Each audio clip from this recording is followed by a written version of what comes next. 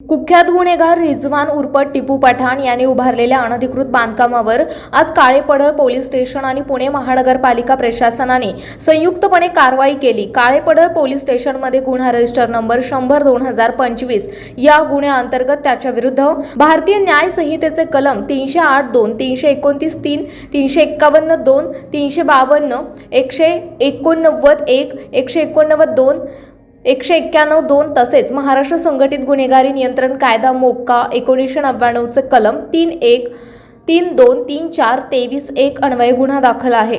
या पार्श्वभूमीवर टिपू पठाणच्या बेकायदेशीर व्यवसायांवर आळा घालण्यासाठी ही कारवाई करण्यात आली। पोलीस निरीक्षक मानसिंग पाटील यांनी दिलेल्या माहितीनुसार सय्यदनगर परिसरातील हे बांधकाम नियमबाह्य असून त्याचा वापर स्थानिकांमध्ये दहशत निर्माण करण्यासाठी केला जात होता।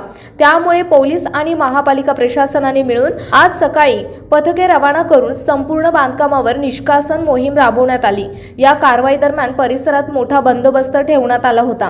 स्थानिक नागरिकांमध्ये समाधानाची भावना निर्माण झाली असून अवैध मार्गाने उभारलेल्या रचनेवर कायदेशीर पद्धतीने हातोडा पडला आहे।